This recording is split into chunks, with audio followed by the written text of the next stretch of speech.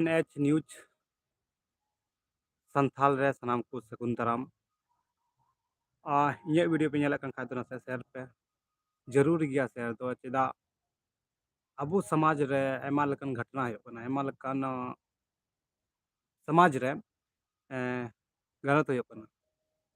अदो आपे बयहा गी कुछ जितना भी ñᱮᱞ पे हेना पेया आपे पे सपोर्टिंग खाज तो कुछ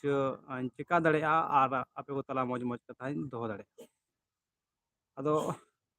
निया लाइव हजु मकसद दा तहे कना आपे को तला रे जो बोले अबो समाज रे उना समझदार कोड़ा को चिका दे को ñamok कना समझदार गया को आकु लगी समाज लगी दो बनु अको बड़ाय चे मेन किया तो उन बाकु गुणन दाड़े कना समाज बारेते या को इतिहास बारेते चे गे बांग कुछ और समाज समाज समाज रे रंगे रंगे हिना तको खाय उनको गुणन कना बाकी बात दो मुश्किल इसलिए जानी अब हर दो आगे बन बढ़ा कना जतो इन परिवार ना होतिया इन मिटन बाको मेना गिदर पिदर ना को परिवार ना होतिया एन बोले समाज रे कुरुमुटु दा कमी लगी बयाम ñेले कान खा वीडियो तो शेयर में इन हुई करी ते कमी हुई ñेलदा ओड़ा ना ते अब समाज ना हुई कमी दा जना बनार मिलो दिन कमी अड्डी बड़ाई गया पे अड्डी दुख के कना बोले समाज रे ओड़ा परिवार हो चलाओ और साथ साथ दे समाज ना हो कमी रोड कमी नियो बारिया प्रकार ते इन चलाओ इन कोशिश दा लेकिन आपे ना सपोर्ट इन बांग आर्थ रस्क रे मोने रे रस्कई को होला मंधेर अबो समाज रे मिटेन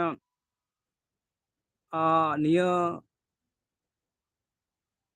जो समाज रे कोड़ा को मेना को बड़ी कमी लगे तो अड्डी लहा ना को अड्डी लहा लेकिन समाज लगे तो अड्डी कम गे मेना बड़ी दो कुली कते बाय कुली में बड़ी कमी दा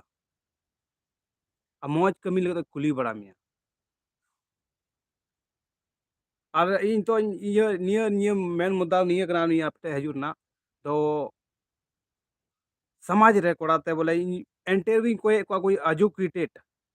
पढ़ा लिखा कोड़ा मेना को समाज रे लेकिन उनको ही फोन को बांग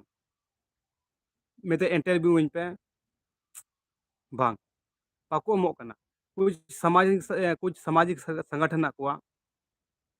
उनको हो बाको एम दाड़े कना और चे मेना आयमा लेकन कोड़ा मेना को बुद्धिजीवी उनको को एम दाड़े कना अको बड़ाय निये कैमरा लहारे चेदा को बतरो कान चो अदो हेने प्रॉब्लम कना अबो बढ़ा और इसलिए अबो अड्डी तायनम को तायनम चलाव कना बोले जहाना कथा बाबुन बुझाव दाड़ेया जहाना ठंडे दिमाग तिन गुननोआ ठंडे दिमाग गुनन कते आगिन बढ़ावा ओना दो चे हों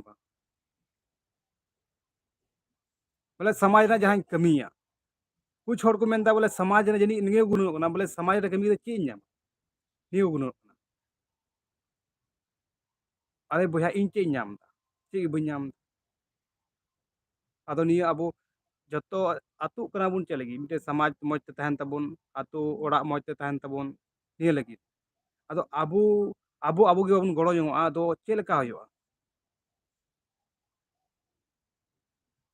चे लेका हुयुआ सेदाय हाराम को तो गुनन लेना बोले आतु अबुन इसलिए जो अबुन गड़ो गपड़ो जोंगा समाज रे इसलिए बुन आतु कना और एकजुट बुन